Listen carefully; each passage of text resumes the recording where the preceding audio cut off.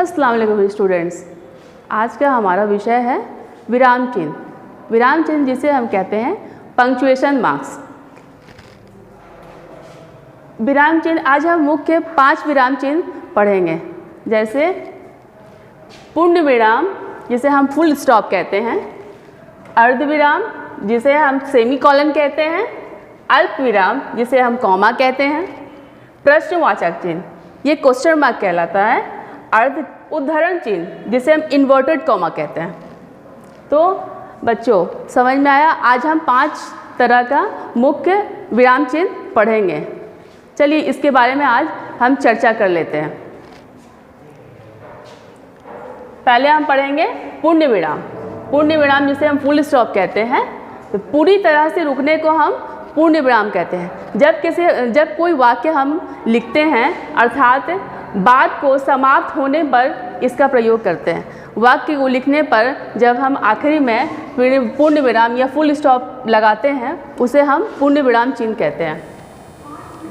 इसका उदाहरण है जैसे कि हिंदी की पुस्तक है, ये हिंदी की पुस्तक है, ये एक वाक्य समाप्त होने पर हम पूर्ण विराम चिन्ह लगा देते हैं। दूसरा वाक्य में जैसे हम बोल सकते हैं गीता इधर आओ, गीता इधर आओ, वाक्य समाप्त होने पर हम क्या लगाते हैं? पूर्ण विराम। दूसरे नंबर पर आता है अर्ध विराम चिन्ह जिसे हम सेमीकोलन कहते हैं। अर्ध विराम की परिभाषा क्या है? एक बड़े वाक्य के एक से अधिक छोटे वाक्यों को जोड़ने का प्रयोग किया जाता है। जैसे कि कपास से सूत तैयार किया जाता है, सूत से कपास बनता है, इसके बीच में हमारा क्या है? सेमीकोलन। सेमीकोलन यहाँ पर दिख रहा है आप सभी को, सेमीकोलन यहाँ लगा हुआ है। कपास से सूत तैयार किया जाता है और सूत से कपास बनता है।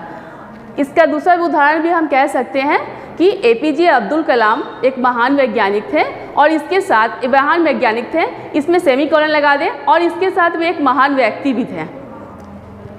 तीसरा नंबर में आता है हमारा अल्प विराम। अल्प विराम को हम क्या कहते हैं? कॉमा। कॉमा थोड़ा रुकना अर्थात किसी वाक्य में जहाँ थोड़ा रुकना होता है उसे हम क्या कहते हैं? अल्प विराम कहते हैं। रुको जल्दी वापस आना, रुको के बाद हम क्या लगाएं यहाँ पर? अल्प विराम मतलब कॉमा। जल्दी वापस आना। रीना, मीना तथा शालू एक ही कक्षा में पढ़ते हैं, तो यहाँ पर रीना मीना के बीच में यहाँ पर हम क्या लगाएं? अल्प विराम लगाए हैं तथा शालू एक ही कक्षा में पढ़ते हैं। समझ में आया बच्चों? अब हम 4th नंबर में क्या पढ़ेंगे? प्रश्नवाचक चिन्ह। प्रश्नवाचक चिन्ह तो आप सभी अच्छे से भली भांति जानते हैं। प्रश्न मतलब क्वेश्चन मार्क होता है। जिस वाक्य में प्रश्न पूछा जाता है वहाँ इसका प्रयोग किया जाता है। ठीक है, जब हम कोई वाक्य कहते हैं तो उसमें प्रश्नवाचक लगता है। जैसे कि अगर हम आपसे पूछें जैसे वहाँ कौन है, वहाँ कौन है बोलने के बाद प्रश्नवाचक लग गया। उसके बाद 4 नंबर में जैसे कि कोई भी किसी भी तरह का अगर हम वाक्य बोलेंगे, जैसे कब, क्यों, कहाँ, इस तरह का वाक्यों में हम प्रश्नवाचक चिन्ह लगाते हैं। 5वां नंबर उद्धरण चिन्ह। उद्धरण चिन्ह हम किसे कहते हैं? इन्वर्टेड कॉमा को। इन्वर्टेड कॉमा को हम क्या कहते हैं? उद्धरण चिन्ह। इसका क्या मतलब होता है? जब किसी के द्वारा कही गई बात को ज्यों का त्यों लिखते हैं।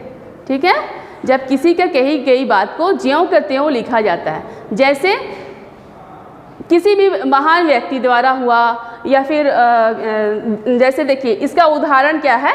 प्रेमचंद का गोदान एक उत्कृष्ट उपन्यास है। यहाँ पर प्रेमचंद का गोदान, गोदान जो हो गया आपका इन्वर्टेड कॉमा में आ गया। ठीक है, गोदान क्या है? उपन्यास है, एक उत्कृष्ट उपन्यास है जिसे हम बदल नहीं सकते। ठीक है, अध्यापक जी बोले परिश्रम सफलता की कुंजी है, तो यहाँ पर क्या है? परिश्रम सफलता की कुंजी हमारा इन्वर्टेड कॉमा में आ गया। ठीक है बच्चों, तो मैं आशा करती हूँ कि आपको आज का विषय अच्छी तरीके से समझ में आ गया होगा। और ये आज मेरा फर्स्ट लेक्चर था, तो फर्स्ट लेक्चर में हमने 5 तरह का चिन्ह के बारे में पढ़ा है और सेकंड लेक्चर में मैं इसका पूरे चिन्ह के बारे में चर्चा करूँगी। और भी चिन्हों के बारे में चर्चा करूँगी। तो इसके साथ मैं धन्यवाद कहती हूँ।